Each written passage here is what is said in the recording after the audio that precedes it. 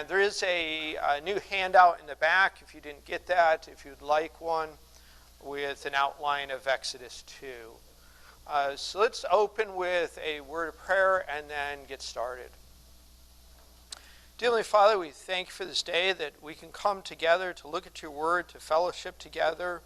Pray for Pastor as he brings the message later today, and for those down the hall working with the younger kids and the teens that you'd bless that time. Pray for those who might still be shoveling and traveling here, that you'd give them safety and getting to the morning service to worship. And in Jesus' name, amen. All right, so we'll be in Exodus 2. And a couple weeks ago talked about some of the archaeological ties, that there are some who very much think that the Egyptian 18th dynasty were the pharaohs of Exodus. And Exodus spans a long enough time period, especially from chapter 1 into chapter 2, that it's really more than one pharaoh that's involved here. It's likely the pharaohs of chapter 1 were Ahmose and Amenhotep I, and the pharaoh of chapter 2, Moses' birth in Exodus chapter 2, is likely Thutmose I. Something I didn't mention that some of you may have picked up on is the family name for the 18th dynasty is Mose, or Moesh, or Moses. And Thutmose is the son of Thut, one of the Egyptian gods. Ahmose, the son of another Egyptian god. And we'll see that with Moses' name. It's not proof, but it's one of the indications that since Moses receives his name from Pharaoh's royal daughter, that it would make sense that it's in line with the family name of the 18th dynasty. So this is likely Thutmose. And the other characteristic of Thutmose I's reign was huge, major construction efforts in Egypt that would have needed large amounts of labor in order to do that, which would be consistent with the labor that the Egyptians were having the Israelites do. So chapter 2, verses 1 through 10 is the first section. There's 3 sections in chapter 2. Verses 1 to 10 is Moses' birth. And then 11 to, 16? 11 to 22 is Moses' exile, which occurs likely about 40 years, 36 to 40 years after his birth. So between verses 10 and 11, there's a fairly large span of years where Moses grows up in Egypt. And then the last verses of chapter 2, verses 23 to 25, are kind of this postscript that brings hope in that we see God mentioned and God is remembering and starting to move to action to deliver the Israelites. And we'll talk about that if we have time. So we'll start with the first section, verses 1 through 10, and starting in verse 1 of Exodus chapter 2. And a man of the house of Levi went and took as wife a daughter of Levi. And so the woman conceived and bore a son. And when she saw that he was a beautiful child, she hid him 3 months. But when she could no longer hide him, she took an ark of bulrushes for him, daubed it with asphalt and pitch, put the child in it, and laid it in the reeds by the river's bank. And his sister stood afar off to know what would be done to him. So verses 1 through 4, we have Moses' birth. At this point, he's not named yet. In the text here, he won't be, his name won't show up until verse 10. And in verses 1 through 10, his name is the first name that shows up. Up to that point, in verses 1 to 10, none of the individuals are specifically named, which is kind of something we saw in chapter 1, where in order to emphasize certain individuals, a lot of the characters' names throughout chapter 1 were referred to by a title or something like that. And we talked about in chapter 1 how the first two living people who were named in chapter 1 were the midwives, Shiphrah and Puah, who were mentioned and specifically mentioned and honored because they feared God and because they refused to be part of Pharaoh's plan to wipe out the Israelites by killing the Jewish male babies. And so they were honored for that. We're going to see in this chapter that there will be a continuation of the theme of the importance of women in Exodus, and there are going to be 3 more women who are very instrumental in making sure that Moses survives and isn't killed. But we see in verse 1 that neither Moses' father nor his wife are specifically named. Later in the book of Exodus, we see that his father's name is Amram and his mother's name is Jochebed. But what is emphasized in verse 1 is that both of them are the house of Levi. A man of the house of Levi went and took as a wife a daughter of Levi, making Moses very much a Levite. Now, at this point, the Levitical order and the priesthood through the Levites has not been written out and spelled out yet. That will be, God will give that through Moses. But it is somewhat remarkable here that in God's provisions, he knew the Levites were going to be his priestly representation for the Israelites in the tabernacle that he was going to have them build in the wilderness so that they would oversee that and oversee the place where God would come and dwell with his people. And how that at that point, that will be the first time in the biblical account since the Garden of Eden and since the fall of humankind and sin, that God comes to dwell with his people. And the Levites would be very important, instrumental in that in terms of being given authority to be the priest. And here Moses, it's being emphasized right from birth that he meets those qualifications of being the spiritual leadership for Israel even before he is called to do that and even before God has outlined that order. That here it's emphasized that Moses is pre-qualified to serve as a spiritual leader under the law that God is going to give through Moses. And so the woman conceived and bore a son. And when she saw that he was a beautiful child, she hid him 3 months. In the Hebrew words here that are translated, he was a beautiful child or a goodly child or something like that, is the same Hebrew phrase or Hebrew idiom that's used in the creation account in Genesis chapter 1, where God creates something and then proclaims it was good. It's the same phrase here. That it's not just that this Jewish mother is looking at her child and he is, of course, the most beautiful baby ever because, well, every mother thinks that. Every mother doesn't just think that. Every mother knows that to be true of their son or daughter. And especially Jewish mothers who are very proud of their children and of their sons. But it's more than that. In this, it's not just saying that to her this was a beautiful, a good child. This was somebody who God was going to call to be a spiritual leader in the future. But when she could no longer hide him, and so when she was a small infant, she managed to hide him in the household.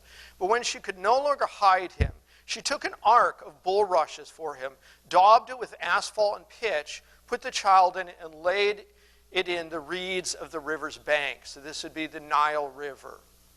And kind of ironically here, at the end of chapter 1, Pharaoh had commanded that all Jewish male boys be thrown into the Nile.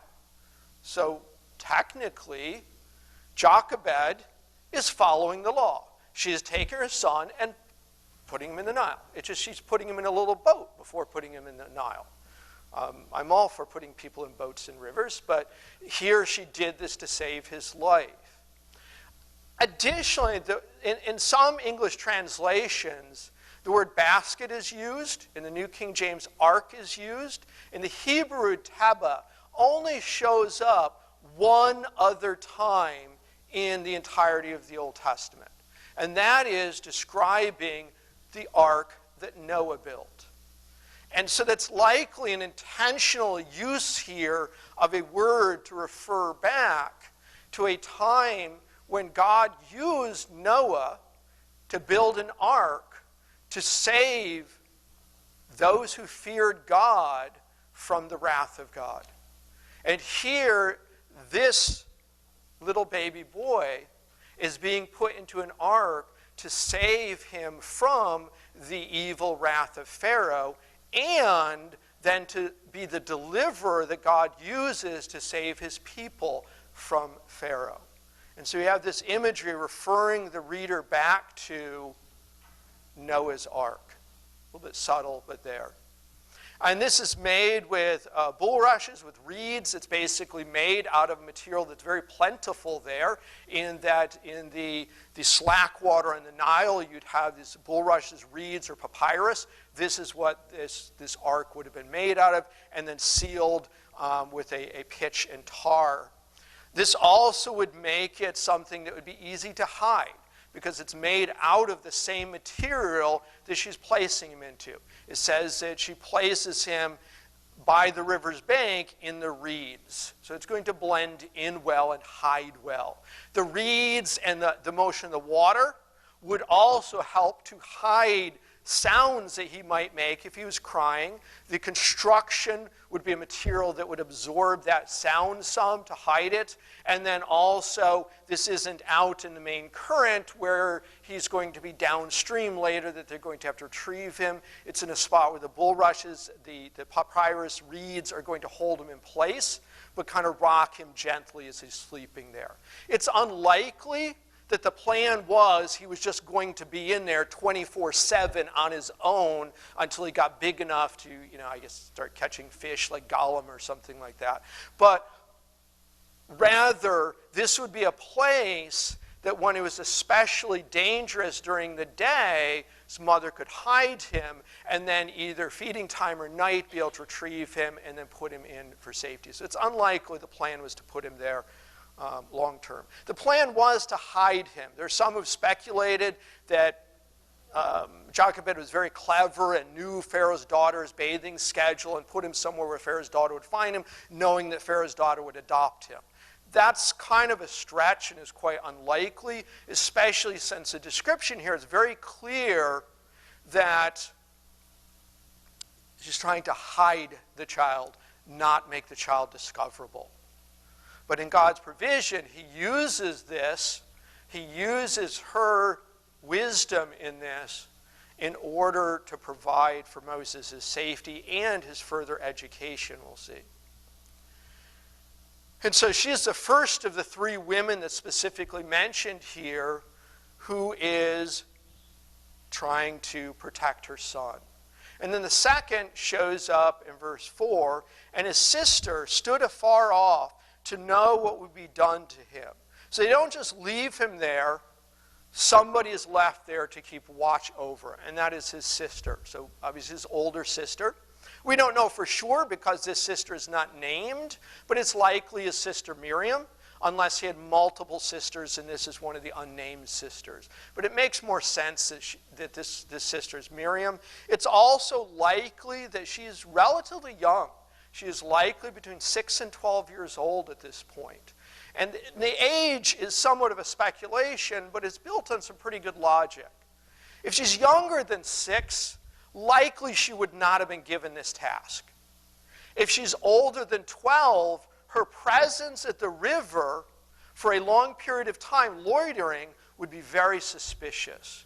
Because a young woman who is older than 12 would be expected to be doing household work, to be expected to be doing some sort of work in the field, in the house, that sort of thing, and might go to the river to collect reeds to make baskets, or go to the river to wash something, but is unlikely just to be kind of hanging out there. Where a girl in the ages of 6 to 12, that wouldn't be unlikely that she'd be unsupervised, kind of playing by herself and not be obvious. She would be ignored as a nobody because she's not a man, and she's not old enough to be a threat, and she's not young enough to be like, oh, you're going to go drown in the river. She's basically invisible to society. And so she's a good candidate to watch. There's additional details in Hebrews 11 that I'm going to be referring back and forth to in this.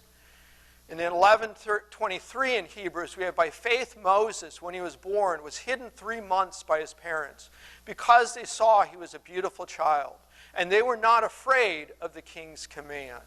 So even though in Exodus 2 here, it's more emphasized his mother's role in this, in Hebrews it shows that his mother and his father were working together. It's just likely a couple things here in Exodus 2, with the emphasis on the mother. One, this theme that started in chapter 1 of the importance of godly women is a theme that's more important in Exodus than it was in Hebrews. In Hebrews, the theme was more faith of God's people as a whole. And that's certainly a theme that's in Exodus also, but a little bit different focus and emphasis.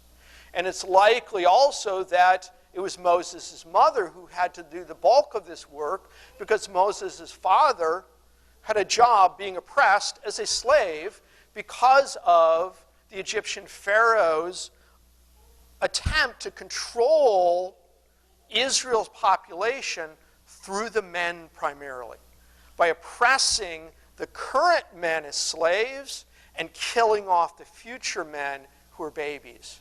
And there was a blind spot that Pharaoh had, because evidently he thought that women were unimportant. And one of the lessons God was teaching was that all of his people are important. They may play different roles, and God may call them to do different things, but both are very important.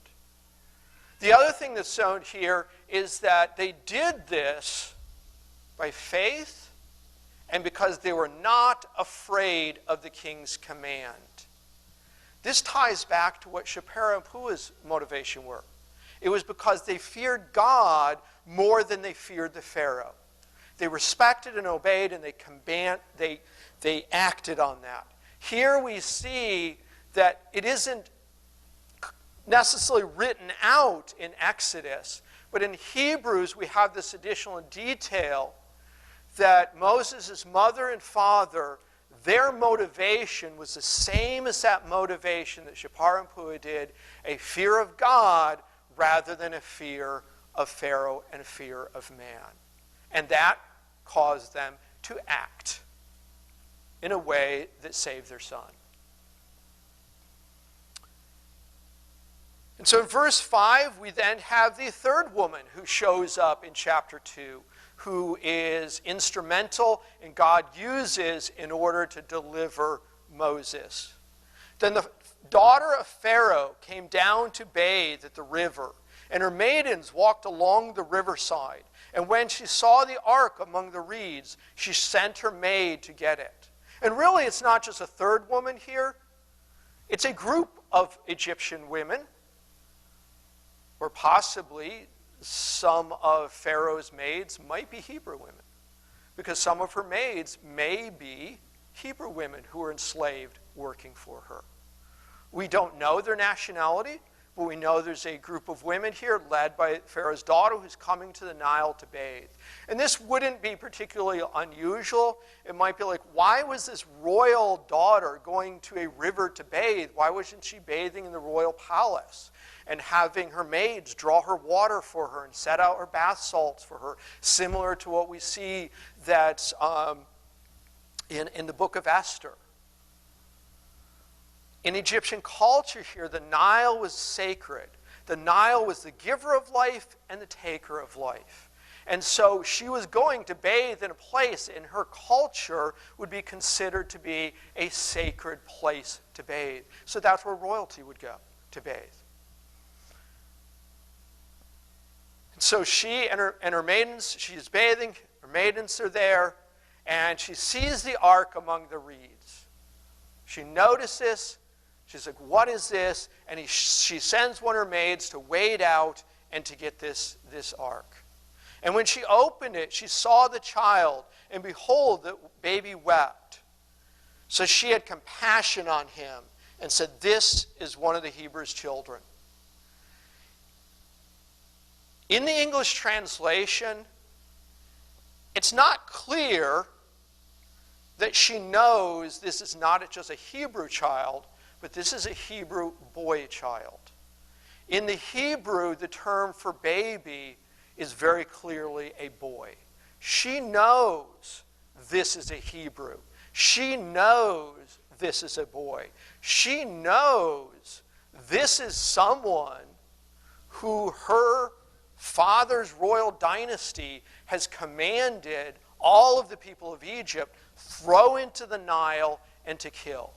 And her response as part of the royal family is not to follow the law and to follow her father and her father's decree that this baby be thrown into the Nile. Her response is to have compassion on him, recognizing that this is a precious life.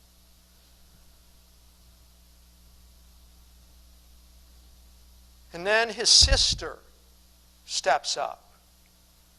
His sister says to Pharaoh's daughter, shall I go and call a nurse for you from the Hebrew women, that she may nurse the child for you? Whether this was something that her mother told her in case the baby's fine, do this, or something that Moses' sister improvised on the spot. It very well could be something she improvised on the spot, because who would have thought that if that baby was found by an Egyptian, that Egyptian would have compassion on this baby? So who would have planned for this? And so this young girl recognizes, oh, my little baby brother here may be in good hands, but he's going to need a wet nurse to nurse him, because typically a young child at that time would be nursed for possibly 4 to 5 years before being weaned. And Pharaoh's daughter's response in verse 8 is very brief and very direct and very positive. Pharaoh's daughter says to her, go. And she is the royal daughter. When the royal daughter of Pharaoh says, go, you go. And here, Moses' sister is being commanded to go get Moses' mother to take care of this baby that Pharaoh had commanded be one of them to be killed. And so the maiden went and called the child's mother. And then Pharaoh's daughter said to her, take this child away and nurse him for me, and I will give you your wages. And so the woman took the child and nursed him. So it's not even that Moses' mother is brought into Pharaoh's royal household and forced to be a slave working there. And Pharaoh's daughter could have done this. Said, okay, you now have a new job. You're relocating to the temple, and you are nursing this boy until I have no need for you. Instead, she's like, take this child away, take him home, not knowing that, or possibly knowing, that she's sending the baby back to the baby's home. And the reason I say possibly is babies sometimes take on facial traits of their parents and of their siblings. Pharaoh's daughter here is not a fool. Pharaoh's daughter may very well have recognized, this child looks really similar to this other random little girl who suddenly appeared and says, hey, do you need a nursemaid here? And this mother who showed up, and this baby seems to have taken to them really quickly and is no longer crying, and doesn't have a problem with that. Not only that, she is going to pay Moses' mother for the next 4 to 5 years to nurse her son. And so here, because of faith, because of her fear of God, Moses' mother has now been awarded and blessed, not just in her son's deliverance from death in the Nile River, but she's now getting paid by the people who are oppressing and enslaving her husband and her people. She has now a paid position where she's not paying for child care. She is getting paid to give child care to her own son. This is clearly a blessing from God, not just happenstance and coincidence. Significant protection as well. Absolutely. And a bit of irony. And that this boy is going to grow up to be the one who God uses to deliver the Israelites from Pharaoh's household and from Egypt's oppression. Jeff.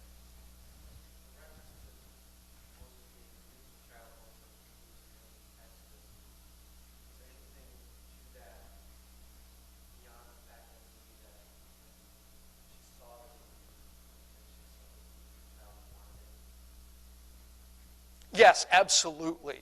The Hebrew phrase or idiom there is the same one that's used in the creation account when God says it was good in his creation. So here, this is kind of an endorsement that just like God's creation, this baby in a general sense is good and beautiful to his mother, but is also somebody who's being set aside for a special purpose as a deliverer who is pre-qualified as being a son of a father who's a Levite and a mother who's a Levite.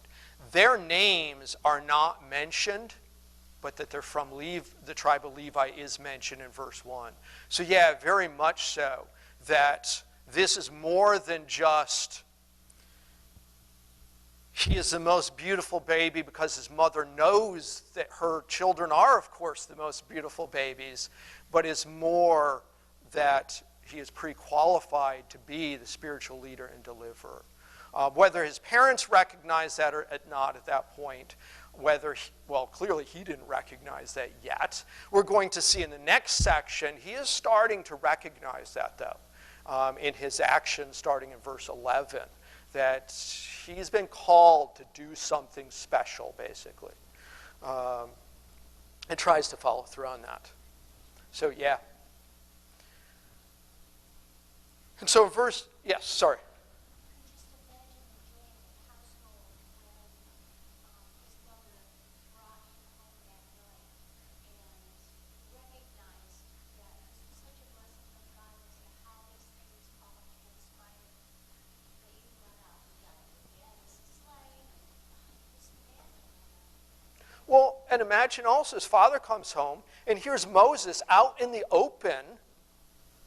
And it's like, whoa, we got to hide him. And she's like, no. He's protected now. He doesn't just have God's protection. He has royal family protection here. The royal family is paying me now to take care of him. Nobody's going to touch him because God is using the royal daughter of Pharaoh to provide protection here. So it's not just that she's being paid. She doesn't have to hide him. She does not have to hide him. And likely, by extension, she probably doesn't have to hide any of other kids at this point either. Moses ends up with a younger brother, Aaron. Now, we don't know, at what point he was born and at what point, but it had to be before they headed out into the wilderness based on his age in the wilderness. And we don't know that whether she had to hide him, or additionally, we don't know if at some point after Moses' adoption, if somewhat the commands to kill the babies is somewhat rescinded. Because if this royal daughter here is back to this. Is Hatshepsut, the daughter of Thutmose I, if it is her, after Thutmose dies, Thutmose's half-royal son, Thutmose II, gets legitimacy in his rule of Pharaoh by Hatshepsut marrying him. And then when Thutmose II dies, Thutmose III is only 2 or 3 years old.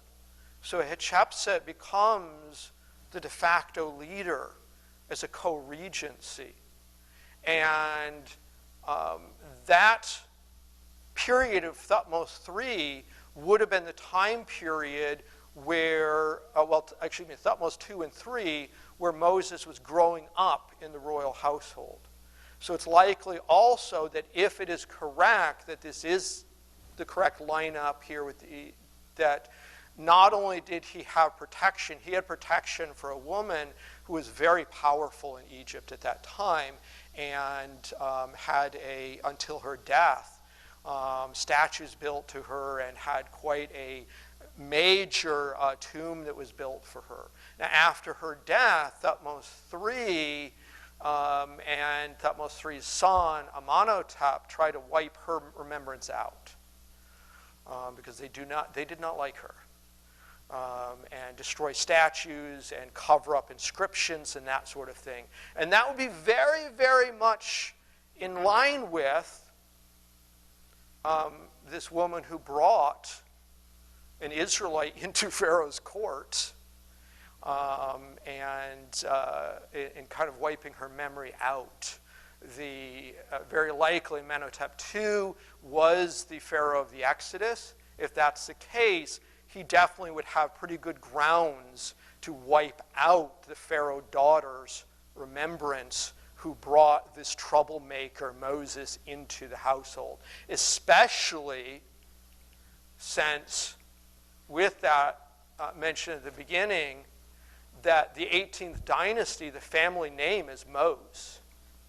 And Pharaoh's daughter here, in verse 10, and the child grew, and she brought him to Pharaoh's daughter, and he became her son. And so she called his name Moses, saying, because I drew him out of the water. Moses is not a Hebrew name. Moses is an Egyptian name. And Moses is the family name of the 18th Egyptian dynasty, Thutmose, Ahmose, etc. And in the Egyptian language, just a second, Steve, in the Egyptian language, Moses means a son or to be born of. So Ahmose is son of Ah being one of the Egyptian gods. Thutmose, son of the Egyptian god Thut. Ramses is a variation of that, son of the sun god. And so here we have Pharaoh's daughter, Moses' mother, bringing her son, once he's been weaned at around 4 or 5 years old, to Pharaoh's daughter. He becomes Pharaoh's daughter's son, and so it'd be appropriate that she would name him after the family name of the 18th dynasty, Moses' son. But on top of that, it goes on to say, because I drew him out of the water. The name Moses sounds a lot like the Hebrew word that means to draw out. So even though Moses isn't a Hebrew name, it sounds like a Hebrew word. So he almost has this double name that in Egyptian means son of, in Hebrew means to draw out. And from this verse, it's fairly clear that the Pharaoh's daughter was familiar with the Hebrew language because she recognizes and she calls his name Moses, saying, because I drew him out of the water. She doesn't use the Egyptian meaning. She uses what it sounds like in Hebrew. So she recognizes this as a Hebrew boy. And she is respecting that by choosing a name that is appropriate because he was drawn out of and delivered out of the Nile River, but she's also his adopted son from an Egyptian standpoint. Steve. So, considering how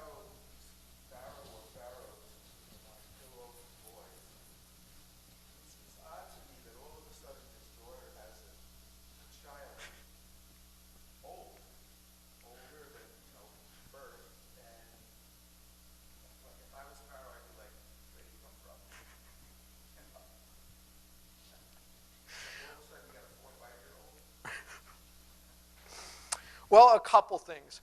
One would be, keep in mind, Pharaoh's royal household would be quite large. He might not even have much contact with his daughter. If you think about, it was an Egyptian, but you think about in the book of Esther. Esther was the king's wife, and yet she had to get special permission to have audience with him. Pharaoh may not have been spending a lot of father-daughter time with his daughter. And this also might have been part of the reason why he had a blind spot and he didn't recognize the importance of women. He may not have recognized the importance of his daughter or daughters also, which also could have played into this. She's like, hey, great. I found a lost puppy I can bring home, and Dad's not going to like it. But she recognized she was, and if this is Hatshepsut, something that was remarkable about her is that she was the only daughter, the only child that her father, the Pharaoh, had through his royal wife. She was the only child that Pharaoh had that was full royal daughter. Her brother, who became Pharaoh next, Thutmose II, was a half-brother through a non-royal wife, who, in order to legitimize him as royal Pharaoh, Thutmose I had Hatshepsut marry Thutmose II because she was the special one. And so I think the other thing, and this is reading between the lines a little bit, I think the other thing is, if you think about it, Pharaoh's special royal daughter comes in with the stray puppy, with the small child or whatever. This is potentially also the flip side, daddy's girl, and she can do no wrong. And so, think about it. Those of you who've had daughters or have daughters, bring home the stray kitten or the stray dog, and you weren't going to have a dog, and suddenly you have a dog. Or suddenly you have a kitten. And here, suddenly, Pharaoh has another son. So we don't know for sure which one of those is. It's probably a combination of both. That a little bit of too busyness, and she's happy and busy with this new little 5-year-old that showed up or whatever. Fine, she's happy. Let her be happy, whatever. Now, likely later, that could be partially why Thutmose III and his son Amenhotep, after Hatshepsut dies, tries to wipe her memory out by destroying statues and such. Because by that time, it would have been very clear who this child was who she had adopted, who now is in his late 30s, early 40s, and has just killed an Egyptian overseer and is an exile criminal to Midian. That suddenly things are different now, and those pharaohs would no longer be her father, because her father, Thutmose I, would have been long dead by that time. Deep.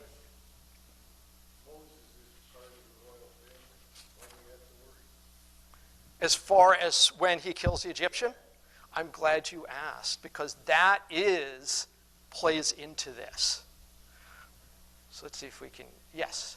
And that comes in the next couple of verses here. So we're not going to get very far into the next section, but we'll at least get through this, and then we'll pick up in Exodus 2 around verse 11 or so.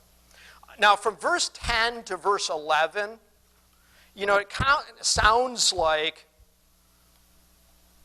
there's not much time here. Because of verse 11, it's now it came to pass in those days, when Moses was grown. All right, is he 6 now? Is he 7 now? Is he 12 now? He's likely in his late 30s, early 40s. It's fast forward, him growing up in the royal household, being educated, and becoming somebody who may have been really somebody in the royal household. There are some, based on archaeological evidence, who think that Moses might be an individual who is titled Senmet in the Egyptian record, who is this individual who just mysteriously kind of appears out of nowhere, born to peasant foreigners, who is adopted into Pharaoh's royal family and comes to be this individual of power at about the time when Hatshepsut is Pharaoh's daughter, and is like almost second in command, is this prince of Egypt, has over 90 different royal titles. And then suddenly, after Hatshepsut dies, and at about the time where Moses kills this Egyptian and has to flee, suddenly Senmet's record is cut off. He disappears from Egyptian record. His royal tomb that's being built is walled up and no construction is further done on that. His sarcophagus is smashed to pieces. Nobody is ever buried there. And so there are some who think there's enough things that this is Senmet. Why did Senmet disappear? Why did Moses, if he had the royal protection, need to flee? Well, first let's see what he did and then why. So in verse 11, now it came to pass in those days when Moses was grown that he went out to his brethren and looked at their burdens. And he saw an Egyptian beating a Hebrew, one of his brethren. So he looked this way and that way. And when he saw no one, he killed the Egyptian and hid him in the sand. And when he had went out the second day, behold, 2 Hebrew men were fighting. And he said to the one who did the wrong, why are you striking your companion? And then he said, who made you a prince and a judge over us? Do you intend to kill me as you killed the Egyptian? So Moses feared and said, surely this thing is known. And when Pharaoh heard this matter, he sought to kill Moses. But Moses fled from the face of Pharaoh and dwelt in the land of Midian and sat down by a well. Now there's quite a bit in there that we'll talk about next week. But Dina has a good question. Why would Moses have to flee? Especially since at that time, someone who was part of Pharaoh's royal family could kill with impunity. And it didn't matter whether you were born into the family or adopted. If you were Pharaoh's royal family, you were considered part deity. And as part deity, you had the power of life in your hands. And if you decided to kill somebody, as long as it wasn't somebody higher up in royal family, like if he had gone after the Pharaoh, that's a problem. But he goes after an Egyptian overseer, that is somebody who is beneath them. There would have been no question. But yet Moses, first he does this in secret. He looks one way and the other. This is a clue that he knew what he was doing was morally wrong. And we'll talk more about that next time. And then we see the next day he finds out this has been found out. And it's likely that Pharaoh found out not through other Egyptians, but possibly through one of Moses' Israelite brethren, who realized there's a dead Egyptian buried in the sand. When the sand blows away and he gets found, who's going to be blamed? The Israelite slaves who that Egyptian was a taskmaster over. And our oppression is going to get worse. And they're like, Moses isn't helping us here. Now, Moses wants to be the deliverer here. He already recognizes that he's to be a deliverer. But he's doing it in his own way, and he's not doing it in God's way and in God's time. And so he may be turned in by his own. And so then the question is, though, when he's turned in, why is it that Pharaoh seeks to kill him rather than telling the Israelites, he's one of us. He's a royal Egyptian. He can do this. Well, likely this is one of the evidences of why the 18th dynasty fits so well here in the Egyptian archaeological evidence. This would have occurred, time-wise matches up with the biblical timeline and how old Moses would have been at this time, with Thutmose III's reign. And not only Thutmose III's reign, but his reign after Hatshepsut had died. Moses' in the royal family was very much tied to Pharaoh's daughter. And if it is correct that that royal daughter was Hatshepsut, when she dies, he now does not have as good of a standing. Not only that, but from Egyptian archaeological evidence, under Thutmose III's reign, after Hatshepsut's death, as I mentioned, Thutmose III decides he doesn't like her. He didn't like being co-regent with her. He, like some of the previous pharaohs, was evidently a bit sexist, and he tries to wipe out any remnant of her and people who were her allies. And this individual who was a foreigner adopted in is suddenly no longer get that protection.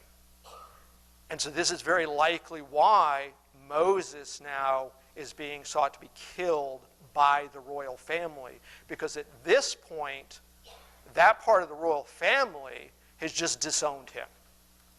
And on top of that, and we'll talk about this more next week, prior to this, Moses has kind of disowned the royal family.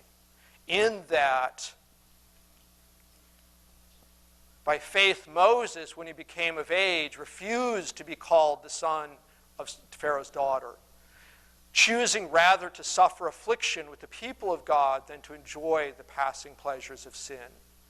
In verse 11, when he goes to visit the work site, notice he doesn't go as the daughter of Pharaoh. The son of Pharaoh. He doesn't go as an Egyptian overseer. He goes as, when Moses was grown, he went out to his brethren and looked at their burdens. And he saw an Egyptian beating a Hebrew, one of his brethren. It's emphasized in here. Moses, though he grew up in Pharaoh's household, now that he's older and understands what's going on, he's going out to this site to see what's going on to his people. And he's coming from a standpoint of authority and power where he now sees this Egyptian beating. He does not command the Egyptian to stop as a member of the royal family. He kills the Egyptian as one who thinks he is starting the deliverance of the Israelites. Now, we're going to see his timing is all wrong. His method is all wrong. He's not ready to do this yet. He needs another 40 years in the wilderness as a shepherd to learn how to do this correctly. Does that answer your question as far as likely? And that's also one of kind of the evidence that ties in with this. Next time we'll pick up with Exodus 2, verse 11. Dear Heavenly Father, we thank you for these words. We thank you for this reminder of your sovereign hand in controlling circumstances and providing blessings for those who fear you. And it's not that the Israelites here immediately got freedom from the repression or that Moses' parents didn't have hardship, but rather they had this hope from you, this confident expectation that you were their God and deliverer, and they should not fear Pharaoh. In Jesus' name, amen.